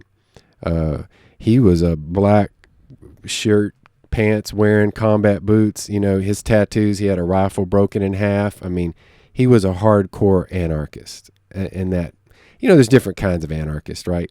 The black flag carrying kind of guys, that We've was got him. your Antifa knuckleheads that are just destroying shit in the street for no reason. Yeah, he would protest at Fort Hood and stuff like that. And but he gave me books, and it really opened my eyes to where I realized this is more in line with my ideology. I feel like my Native American ancestors were more anarchists than anything, but for me, again, it was like, wow, I've been thinking and told that this is what anarchy means. So that was a big part of my awakening. But so now I call myself a nationalist humanitarian, mm-hmm. and I say that title for a reason, because people hear the term nationalist and they associate it with white nationalists, mm-hmm. automatically. I feel like it's important as a family, if you have your wife and child and whatever your family is, that's the first forefront of your protection and care, mm-hmm. that you look out for. That's the sovereignty of your family. Then community, it kind of goes out from there, but from the bottom up, so to speak, or that's where it starts. I wouldn't call that the bottom. You know what I mean? Sure, that's the initial part, and so it goes up. So nationalism, I definitely don't see as a bad thing. I think it's a way to look after your own first, but I say humanitarianism because it's not that we disregard the rest of the world or the people that are in need in our society. Right. We do need to deal with that. There are better ways that we can deal with that. And that could be that discussion that we have. I love voluntarism. What's the brother now calling it? Michael Tellinger. It's not voluntarism. It's contributism, or however you would properly say that. This guy, Michael Tellinger, is a very interesting guy, but he has an idea and a plan of a way, and he all he needs is a town or a city to be the first ones to say, let's try it, but can completely revolutionize that town's economics by just a few hours of contributism or voluntarism from people in that town. You can create an industry. It's online. It's wonderful to hear about. Very inspiring. Like, man, this could work. But again, it's outside of the box, Which is where we need to be. Yeah, it's not, We've been in this that's box too socialism. Yeah, that's capitalism. Right. All of these labels can get in the way of some intelligent conversation, But that was just my path up the political spectrum. And I'm definitely not a Republican. I'm definitely not a Democrat, independent. I don't think most people are anymore. I think that, this what's the right word? Brain farting here. This system that we're living in, where you have to choose one or the other. Right. It's a flawed system. None of us are exactly on the right or exactly on the left. The majority of us fall somewhere in the middle. Right. And the fact that right now we have to choose the lesser of two evils every election since I've been alive. We're like, well, neither one of them do what we want us to do, but I don't want that. Right. So I guess I'll vote for the other one. Like, that's a crappy system, man. Yeah. That is not a good system. If nothing else, I think we can all agree on that. Right. Our political system now is trash. Right. Totally. Choosing the lesser of two evils. Look at 2020. Joe Biden. I mean, the guy can't even speak in complete sentences. The guy is clearly not mentally fit for the office, but you've got people that are so angry and just hate Trump so much that they'll vote for somebody who they know is not good for them. Right. What? Yeah. Come on. Like, we can do better. Yeah. There are definitely better options out there. And that should be another wake-up call for people that the Democratic Party nor the Republican, neither one of them give a shit about you. They don't care about the people. They don't care about the best candidate for you. They care about the best candidate for them and the people whose interests they've taken money to defend. Right. That's it. That's all they care about. They don't care about people. Right. So anyone that says, well, Republican this or Democrat that, like, I don't really value what you have to say because neither one of them are good. You shouldn't be fighting for either one of those teams. You should be fighting for a team that's in the middle. Right. You should be fighting for a team that actually is going to pursue what's best for the people, not what's best for giant corporations that some politician convinced the legislation to allow them to act as people. Right. And I can't remember which president it was. I'm sure you know which one it was. You remember which president it was? God, I can't. Gave corporations the right of a person. Yeah. I can't remember who that was. Might have been Carter. There's somebody back, I think it was in the 80s, 70s or 80s, where they said, like, okay, corporations, you get to, have the same interests as people. The problem is corporations have a lot of money that they can spend on lobbyists to go and convince legislators to write laws in their favor. And the individual person doesn't have those resources. So they don't have someone lobbying on their behalf the way that corporations do. Right. And that one of my, I started doing some solo episodes just because I was getting stir crazy and losing my damn mind, called the Quarantine Chronicles. But that was the first one I did, was like, we need a people's union. We need a people's lobby. We need an organization that is in Washington or is in all these Capitol buildings telling these legislators, look, I don't give corporations, they don't deserve more than the people. The corporations don't exist without people. Right. If people aren't working for that corporation, you cease to exist. And that's what they're seeing during this pandemic, is nobody's working. Right. So these corporations are losing all their money, and so they're lobbying Washington to give them money until things go back to normal, where they can resume operations where they're back in control again. Right? But we need people, and the worst part about it is the idea of government, these elected officials are supposed to be the people's lobby, right? They're supposed to be lobbying for us, but they're not. They're lobbying for themselves, and they're lobbying for the people who give them the most money. Right. I mean, dude, and I've been blasting this guy. I don't know his name. I don't care what his name is. You can do the research. But there's a senator, a Virginia senator, who's worth $257 million. You're telling me he gives a shit about the average person? Right. Of course not. He's playing a different game. He's not playing the same game that you and I are playing. Right. He's moving big pieces, and he's involved in situations that we couldn't fathom. Right. So how could he possibly have the average person, the average American citizens, the average Vermont resident? How could he possibly have your interests in mind? Right. He can't. He doesn't know what it is to be an average citizen. He has no idea what it is to live your life. Right. This whole thing is just broken. It started off with a good idea, and we had good intentions, and then slowly got corrupted like everything does. We've only been doing this for 300 years. Right. If people live to 100 years, that's 3 people ago. Right. Like, we don't know what we're doing, and we've allowed these systems and these processes to be corrupted, and yet you still have people fighting, no, Democrats are no, they're not. Right. Republicans aren't the right way, and the Democrats aren't the right way. None of this left, right, blue, red, none of that is the right way. Right. None of them care about you. Like, we need to get off of that train and get on a different one. Yeah, Totally. We have to. Yeah, like, it is we a have to. false left-right paradigm. You're totally right, and people get stuck in that. It's ridiculous. Yeah. Yeah, the fin- two-party system, God. Finish with, I'm going to turn this heater off. I'm getting a little warm in here. You getting warm? Yeah, I thought I felt some warmth. A little toasty. Yeah. But yeah, run with it. We're going to keep this rolling. So All right. rebuke that. So rebuke that what? Rebuttal. Oh, wow. Yeah, it's getting a little toasty in here. It got a little chilly last night, and this studio, I finally got it insulated. A nice gentleman who lives down the road from here took care of that for me, but everything else here I did myself.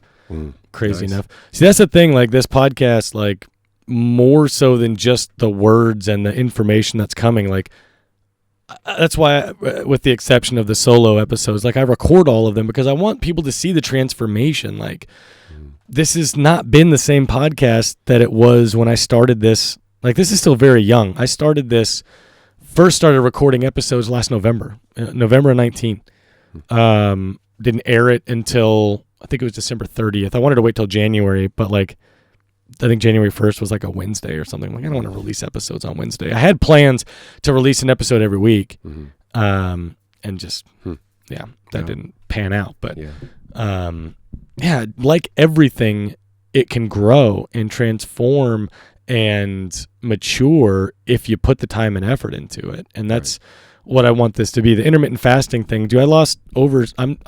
I think I've got to be close to 70 pounds now. I've lost. Wow, dude, it's insane. Yeah, it's insane. I've heard great things about that. I was 237 pounds.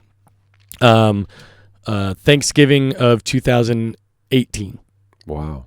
And by that spring, I had lost over 50. Wow. Just intermittent fasting, eating whatever I wanted, just within a window. Discipline, which you can appreciate as a Marine, right? Like just setting your mind to doing it and then just saying, okay, well, there's no out. Like you're just going to do this because I said so. Right. Like, and it's grown. It's flourished into this thing. And now I'm in 165 the other day. I'm like, geez, that's a huge difference. Your Facebook picture, I didn't recognize you. I mean, you look way different. I'm not a big picture person. I try not to take a lot of pictures because I think it's a little vain, and I'm not that way. Right. So I don't have a whole lot of photo evidence, which I regret. I wish I would have taken a lot of pictures during the journey because that would have, I think, been a resource for people to see that everybody can do that. It's just not eating outside your window, right? No calories outside your window, but they've been fasting for a very long time. The humans have. So fasting's powerful, man. I've done a little bit of it, but I've had friends that's done it for a whole month, and it gets pretty deep spiritually. Just the insights that they have and things that happen to their body. Well, the things you're putting into your body, I mean, there's consequences, right? I mean, I don't know. I don't want to get down that rabbit hole just yet. So I have one thing that I ask everybody on the podcast, and I'm really interested to know what your answer is. So it's a thought experiment. Suppose tomorrow you woke up, you checked your bank account, you had hundreds of millions of dollars, billions of dollars. Okay. So you're like, whoa, that's crazy. Call the bank. And they're like, yep, totally normal, man. Like, good luck. We're not taking this money back. It's yours. Go nuts. So you're like, okay, that's weird. So you go on social media because you're like, I got to tell somebody about this. Hundreds of millions of followers. Okay. After you fix the roof, buy the new car, like all the crap that everybody puts off because nobody has enough money to do all the things that they want to do. After you take care of all those things, 4 months later, 6 months later, what do you do with essentially unlimited power and influence over people? I mean, you've got millions of people, hundreds of millions of people that will listen to what you have to say. You've got their ear, and you've got more money than you could ever spend. After you take care of all the things that you need to take care of in your life, 2 years later, I mean, for you personally, what do you do with that? Wow, man. Yeah, that's a big one. I think that tells, for me, I think that tells a lot about what you're about. right? Like what really at your core is important to you. Right. Well, I can say humbly that service to humanity is my utmost calling. Whatever that may look like. Because, humanity is in a state of sickness. People are suffering because of all this shit we've been under for so long. Mm-hmm. And so what comes to my mind is, first of all, is the homeless situation and the mental health of the homeless is a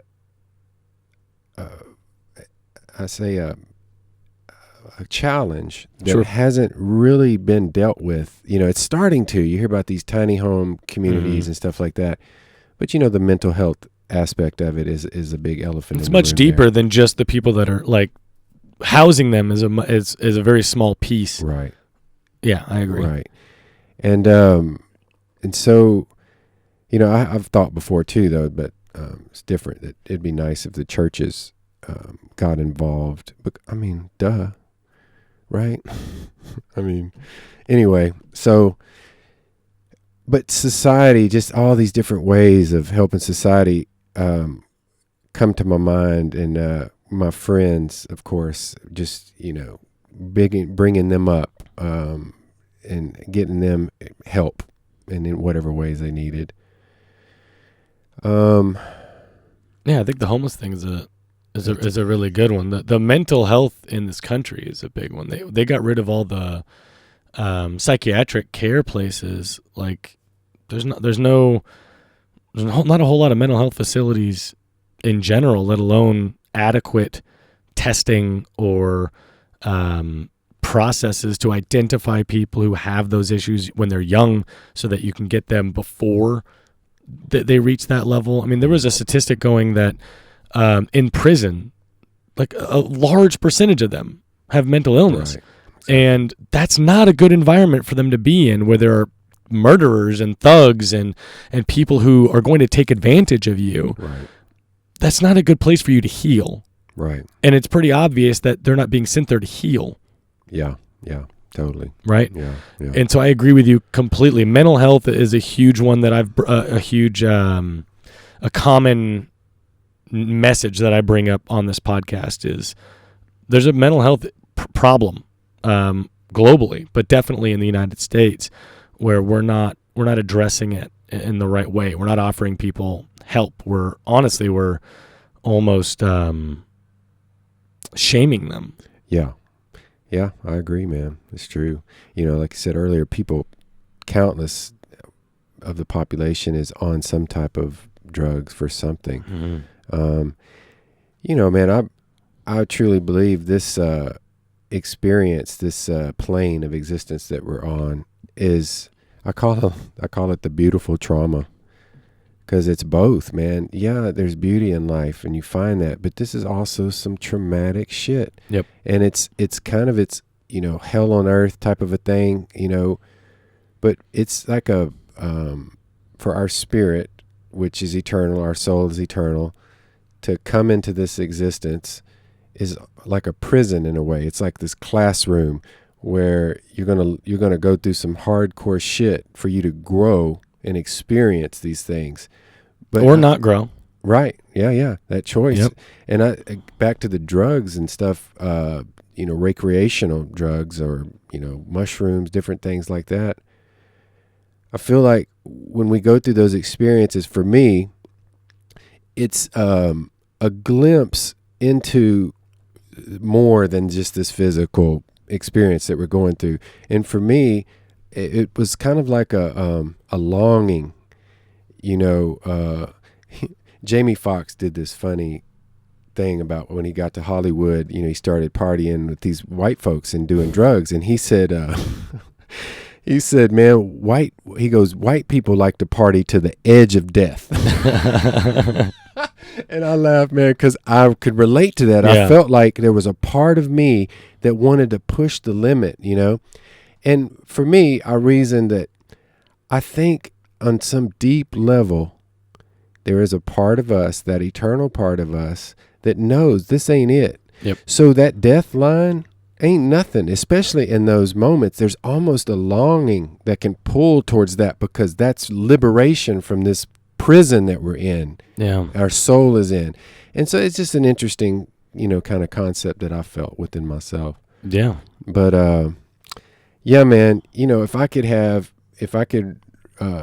society the way I would create it, I would have, outside of the big cities, the big cities could have capitalism going on. How do we deal with the predatory shit where they're screwing people over? That's always the key problem, right? I don't have a problem with somebody, becoming a millionaire, a billionaire by providing services that humanity likes, and right. But how do we keep the predators from screwing the people over to get that, right? Right, the corruption. Yeah. But if in the city, people want to get into the city for a month or however long and get down and make their money, but outside of the city, there's these little townships where farms are, and people who might not want to participate in that capitalistic lifestyle, or even they just want to go out and be artists and live. I'm even down for it. This is a touchy one, but what if some people don't want to work for a while and they just want to be in nature and sleep and do their art and just be like that for a while? That's got to be okay too. How can we provide for all of that? But the farms, outside of the city, vertical, I think we got to start thinking vertical and ways to use the technology that we understand now better. But just to make society way more humanitarian in its operations. Our system is broken. We need a whole new system. It's cancerous. And so we need something that's based more on human values and humanitarian principles. Yeah, it sounds like balance is really what you're seeking there. And I think that I think that most doctors, scientists, whatever, whoever would be in charge of determining this, I think we know to a point that like working in an office environment is not good for everyone, especially not long term. We weren't designed to sit for long periods of time and be on a computer, right? Like our physiological structure wasn't designed for that. We haven't been doing that for millennia. This is very new, right? And I think, and that's where they think a lot of the mental health issues are coming from, is we're not happy. We're not having fulfillment. We're on a hamster wheel running, and we don't know where we're running to. Right. We're just running because somebody said we have to run. Right? Like if we don't run on that wheel, well, then we don't eat. Right. But that's not necessarily true. There's other ways to eat. There's other ways to obtain things. But yeah, that sounds really interesting. I think that'd be a beautiful place to live. And I'd be open to any number of change. I like the idea that you talked about where the gentleman wants to start, like find a city and just kind of experiment with that city. I've had similar thoughts about like Prairie Grove, for instance. Such a small little city. They don't really like do a whole lot, right? They're not responsible for a whole lot of things. But if you could seize control of that one city and move people in, and with like-minded people, where you could start to create a community where it's self-sufficient, where you focus on solar power and renewable energy and show that it can work in that small environment, then you can spread. Right? You need to get that small piece. You got to start somewhere. Yeah. And where was that? Wild Wild Country. Did you watch that? Like, same thing. Just move everybody in, buy all the property, and eventually you'll have your own little community. And there's lots of ways to, assign yourself like religious or spiritual, like sanctuary or sovereignty, right? There's a lot of ways to establish things like that, so you don't have to play the game. You know what I mean? You could kind of try your own thing for a little bit. Obviously, they went a little extreme and a little different than I would, but the idea, at least the strategy of moving in to a city, I think that might be how it has to happen. Yeah, I agree. His name's Michael Tellinger. It's interesting. He's just been putting out stuff recently too that's a little more short versions of the idea and how. Where is he based out of? South Africa, I believe. Interesting. He's a white South African guy. He's big into archaeology and finding artifacts of ancient civilizations and the knowledge that they had. Very interesting lectures and different pieces of archaeology that he shows. And views like where you look at it from the ground somewhere in Africa, you see these stones or whatever, but from the aerial view, they're in a particular shape. Mm-hmm. So he believes that, cymatics, they understood the vibration and how to harness that. And, really interesting conversation. But so for him to come up with this idea that we're talking about, it was like, wow. Where is he wanting to do that? I think it's still putting it out in the open here in the United States. Oh, here he wants to do it? Yeah, Okay. He's been, traveling around, giving some speaking tours here. But I would think it would be global, probably any town or city in the world that would want to do it. Somewhere willing to try it. Yeah, as a blueprint. Interesting. But yeah, man. This crossroads that we're at, we, definitely feel that we're at a crossroads. So, leading up to the Trump stuff and I think for me, we can't talk about Trump if we don't talk about QAnon. Are you familiar? I am not. Do you want to get into that today? We don't have to. It's almost 1:00. Yeah, we don't have to because again, I think this has been a really good intro. We didn't get too deep into any of the things yet. Mm-hmm. I think this would be a good place to stop for this episode, but I definitely do want to get into all of that stuff later. Yeah. In a couple days or something. Yeah, man. Let's do it. Yeah. Awesome. So I'm going to wrap this up for today. Thank you so much for coming on. I had a great time, man. This was a fun episode. Yeah, me too. I needed this, man. Yeah, the human interaction has been as great. As men, we need to be talking too. Yeah, as humanity, humans, we do. Yeah, just as people. Yeah, man. We've been very divided and closed off from each other during this time. Yeah. I very much value these interactions. So thank you for taking the time to come out here, man. Yeah, I really appreciate it. Yeah. All right, well, he'll be back, and we're going to get into some deeper stuff. So thank you, everybody, for watching. Paul, thanks for coming, and bye, everybody.